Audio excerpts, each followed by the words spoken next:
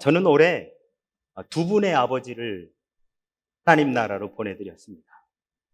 한 분은 제 육의 아버지이시고, 여러분도 아시다시피 지난 7월에 저희 아버지께서 하나님의 부르심을 받으셨습니다.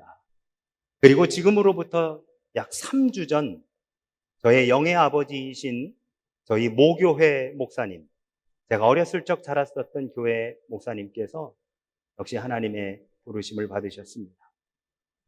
두 아버지를 한 해에 하나님 나라에 보내드리면서 한편으로는 아쉬움도 황망함도 가득했습니다. 그러나 다른 한편으로는 마치 두 분께서 형아 이제 내가 없어도 내가 나의 뒤를 이어다오 라고 말씀하시는 듯한 느낌이 들고, 그래서 더욱 어깨가 무겁습니다. 여러분의 2024년은 어떠셨습니까? 때론 힘들고 어려웠어도, 때론 기쁘고 감사했어도 우리에겐 어김없이 올해를 마무리하는 시점이 찾아왔고 새해를 맞이하게 되었습니다.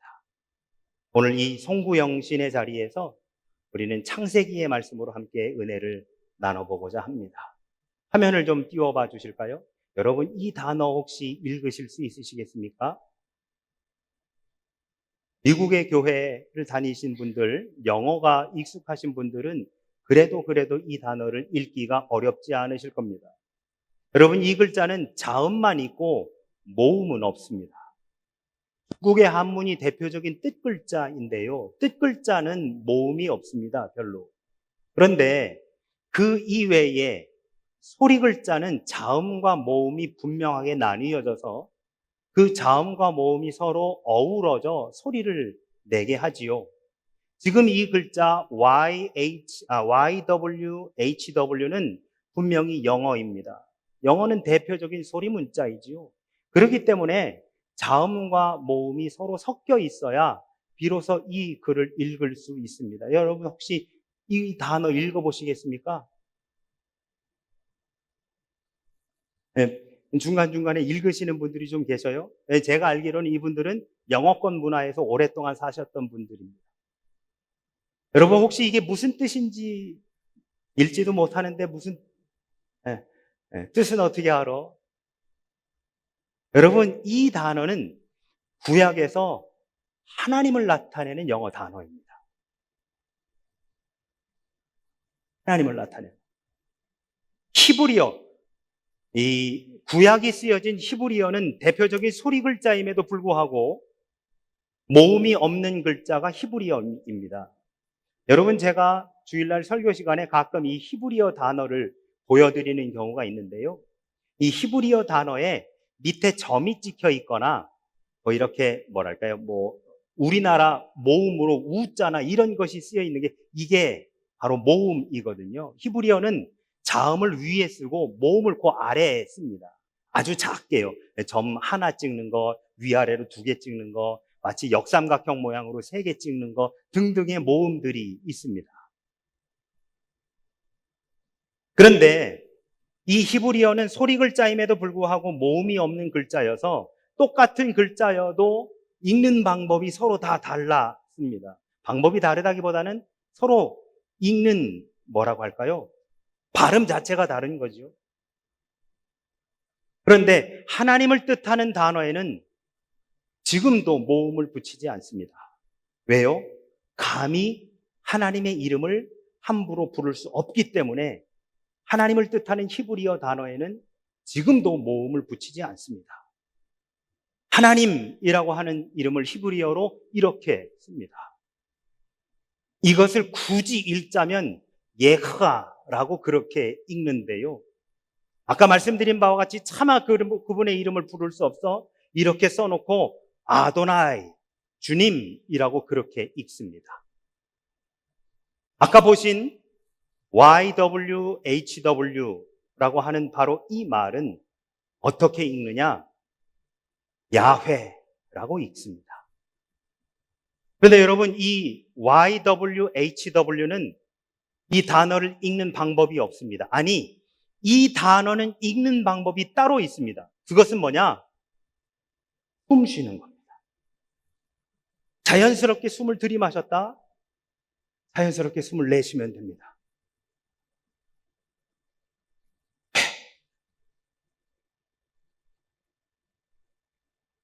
야, 야. 이게 바로 이 YWHW를 읽는 방법입니다. 하나님을 뜻하는 야훼라고 하는 말은 바로 여기에서 나온 겁니다. 사람이 숨 쉬는 소리입니다. 오늘 본문 7절의 말씀을 보니까 이렇게 말씀합니다. 여호와 하나님이 땅에 흙으로 사람을 지으시고 생기를 그 코에 불어넣으시니 사람이 생명이 된지라. 여러분, 우리는 바로 그런 존재들입니다. 하나님의 생기가 우리 속에 들어와 생명이 된 존재들, 영적인 존재로서 지음받은 피조물이 바로 우리 인간들이라고 하는 것이죠. 그래서 우리는 숨 쉽니다. 뭐라고요? 야, 야. 태아는 엄마 뱃속에서 폐로 숨 쉴 수 없습니다. 공기를 호흡하지 않기 때문에 태아는 산모의 혈관에서 태반으로 전달되는 산소를 공급받게 되어 있지요. 그러다가 이 땅에 태어나게 되면, 엄마 뱃속에 나오게 되면 그제서 폐로 호흡하게 되어지지요. 여러분, 아시는 분 아시지만 아이가 막 엄마의 뱃속에서 나오면 이 아이를 일부러 툭툭 쳐서 아이를 울립니다. 왜? 엄마 뱃속에 있을 때 입 안에 다른 물질이 들어가 있어 그것이 이 아이가 폐로 숨 쉬는 것을 막고 있을까봐 입 안에 있는 노폐물을, 그 분비물들을 툭툭툭툭 쳐서 뱉어내게 합니다. 그래야 비로소 이 아이가 웅웅 울면서 비로소 숨쉬기 시작합니다. 뭐라고요? 야훼라고요. 그리고 생을 마치는 순간 사람이 끝까지 하는 것이 바로 이 숨을 쉬는 것이지요. 지난 7월 12일 토요일 오전 아버지가 위독하시다는 연락을 한국에서 받았습니다. 그 길로 한국으로 바로 들어가서 감사하게도 아버지의 임종을 지킬 수 있었습니다. 토요일 밤 12시가 거의 다 될 즈음 아버지가 계시던 병실에 도착을 했습니다. 그 방은 임종실이었어요. 저희 아버지는 1년 넘게 폐암으로 투병하셨었습니다. 발견된 때는 이미 4기 말기 이후였었더랬었죠. 제가 보았었던 아버지의 CT 사진은 검은 점이 온몸에 가득했었습니다. 병원에서 더 이상 어떻게 손서볼 수 없는 바로 그러한 상태이셨었어요. 그럼에도 불구하고 기도로, 또한 어머니의 극진한 간호로, 또한 아버지의 의지로 1년을 투병하시다가 하나님의 부르심을 받으셨습니다. 토요일 밤에 도착하고, 그리고 그 토요일 밤을 지내신 뒤에 당신께서 사랑하는 그 교회에 늘 예배드리던 하던 바로 그 주일 아침 8시 반 때는 예배당이 아닌 영원한 하나님의 나라, 그 하나님 곁으로 부르심을 받으셨습니다. 토요일 밤에 도착했을 때부터 그 다음날 날이 밝기까지 아버지 곁에서 때론 졸기도 하고 때론 잠깐 자리를 비우기도 했지만 거칠게 내몰아 숨을 쉬시던 아버지의 숨소리가 아직도 기억이 납니다. 그런데 그분의 숨소리가 오늘 말씀을 준비하면서 제가 곰곰이 생각해 보니 바로 그 숨소리도 야훼였습니다. 여러분, 우리는 하나님으로 숨을 쉬며 인생을 시작하고 하나님으로 숨 쉬며 인생을 마감합니다. 그것이 바로 우리의 인생입니다. 우리는 그분을 하나님이라고 부르지만 그분이 선택한 바로 그 백성들의 언어로서는 그분을 뭐라 불렀었느냐? 그분을 숨쉬기로 불렀습니다. 여러분, 이 땅에 태어나는 모든 아이들은 그가 남자이건 여자이건 간에 똑같이 엄마를 부릅니다. 뭐라고요? 마.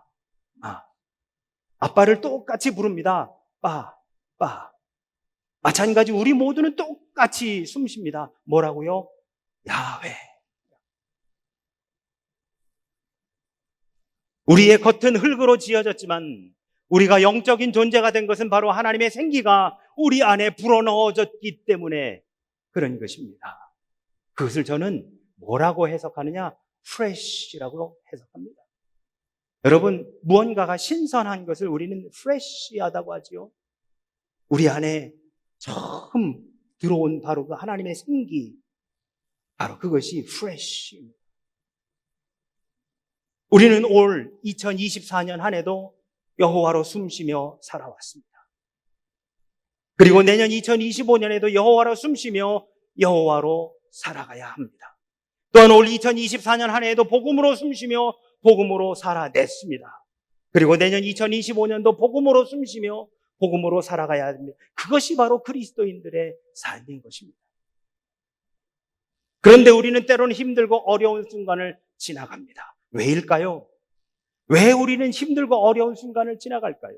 물론 그 너머에 있는 그 시험을 통과하고 나면 그 너머에 하나님께서 더 크게 주실 은혜를 기대하고, 그러면서 우리는 그 위험하고 어렵고 힘든 일들을 지나가지만, 반대로 우리가 힘들고 어려운 순간을 지나가는 이유는 여호와로 숨쉬지 않기 때문에 그런 것입니다. 여호와로 살지 않기 때문에 그런 것입니다. 복음으로 살며 복음으로 숨쉬지 않기 때문에 우리에게 매사가 힘들고 어려운 일이 되어지는 것이죠. 마치 아이들이 부모님의 슬하에서, 부모님의 테두리 안에서, 부모님의 영역 안에서 부모님과 함께 지낼 때는 아무 걱정 없이 살 수 있는데, 내 뜻대로 해보겠다고, 내 마음대로 살아보겠다고, 내 판단과 내 생각과 내 기준대로 살아보겠다고 그 손을 놓는 순간부터 힘들고 어려워지는 것과 마찬가지로, 여러분, 우리도 하나님의 손을 붙잡고 하나님으로 숨쉬며 하나님과 함께 동행하면 아무 근심 걱정이 없는데, 내 마음대로 내 뜻대로 살아보겠다고 그 손을 놓는 순간 그 삶은 우리에게 힘듦과 어려움, 난관과 고난으로 경험되고 고백됩니다. 바로 그 대표적인 사건이 무엇이냐? 동산 중앙에 선악을 알게 하는 나무의 실과를 따먹는 일이 바로 그것이 됩니다. 모함직도 하고 먹음직도 하고 하나님이 하지 말라 하신 그 일을 행하는 바로 그 순간이 하나님과 멀어지는 순간이며, 더 이상 하나님으로 숨쉬지 않는, 복음으로는 더 이상 살지 않는 상황이 펼쳐지게 되는 것입니다. 우리 하나님은 우리 인간을 생명으로 창조하시고 우리를 에덴 동산에 두셨습니다. 8절에 보시면 여호와 하나님이 동방의 에덴의 동산을 창설하시고 그 지으신 사람을 거기 두시니라. 여러분, 부모님하고 같이 있으면 먹고 자는 건 걱정이 없잖아요. 부모님하고 같이 있으면 다른 근심 걱정 없잖아요. 여러분, 제가 미국에 있을 때 제가 데리고 있었던, 제가 패스토럴 케어로 제가 데리고 있었던 청년들이 대부분 요리사들이었었거든요. 어떤 애들은 일식 전문, 어떤 애들은 퓨전 전문, 어떤 애들은 스테이크를 매일 하루 왼종일 굽고 오는 애들, 그래서 자기는 먹지는 못하지만 고기 냄새 풀풀 풍기는 바로 그런 애들. 어쩌다가 명절을 맞이하면 이 녀석들이 전화를 해가지고, 목사님 한 해 동안 저희들 보호해 주셔서 감사합니다, 식사하러 오세요 라고 부릅니다. 그러면 이 녀석들이 집에서 솜씨를 발휘해가지고 한 상 가득하게 차려놔요. 그때 제가 물어봤습니다. 너희들은 어떤 음식이 제일 좋아? 하나같이 뭐라고 답하는지 아십니까? 남이 해주는 음식이요, 남이 해주는 음식. 요리사들이 제일 좋아하는 음식이 뭔지 아십니까? 남이 해주는 음식이요. 여러분, 부모님이 해주는 음식, 엄마가 해주시는 음식에 아빠가 벌어주다 주는 돈, 그거 쓰고 그거 먹을 때가 제일 행복하고 감사할 때 아닙니까? 내 스스로 해야 될 때, 내 스스로 하겠다고 할 때가 힘들고 어려운 상황이 되어지는 것이지요. 하나님께서 동방의 에덴의 동산을 창설하시고 그 지으신 사람을 거기에 두셨음에도 불구하고 우리 인간은 어떻게든 거기에서 빠져나와 보려고, 내 뜻대로 내 마음대로 살아보려고 이리 튕기고 저리 기웃거리고 좌로나 우로나 치우치는 삶을 살아 그 삶이 힘들고 어렵다고 고백하며 살아갑니다. 하나님의 형상대로 지으심을 받아 생기가 그 코에 불어넣어 프레쉬한 삶을 살기 시작했건만, 야훼로 숨쉬며 살아가던 우리가 죄로 인해 이마고 데이를 잃어버리고 살다가 예수 그리스도의 십자가로 인해서 다시 살아나게 된 것, 이것을 우리는 리프레쉬라고 할 수 있습니다. 여러분, 우리는 리프레쉬한 삶을 살 수 있습니다. 아니, 살아가게 되었습니다. 무엇으로요? 야훼. 야훼로 숨심으로, 하나님으로 숨쉬고 하나님으로 살아감으로 말미암아 우리는 리프레시한 삶을 살아가게 된 것입니다. 사랑하는 우리 영광의 성도 여러분, 2025년은 우리 모두에게 에덴 동산의 삶이 되어지시기를 예수 그리스도 이름으로 축원합니다. 내 뜻대로, 내 마음대로, 내 판단과 내 지식과 내 경험으로 살려고 하는 이 모든 생각들을 다 내려놓고 야훼, 그분으로 숨쉬고 그분으로 생각하며 그분으로 판단하고 그분으로 나아가는 바로 그런 삶. 2025년을 야훼로 호흡하고 시작하여 하나님의 인도하심과 역사하심, 하나님의 이끄심을 온전히 경험하시는 저와 우리 모두의 2025년 한 해가 되어지시기를 예수 그리스도 이름으로 축원합니다. 아멘.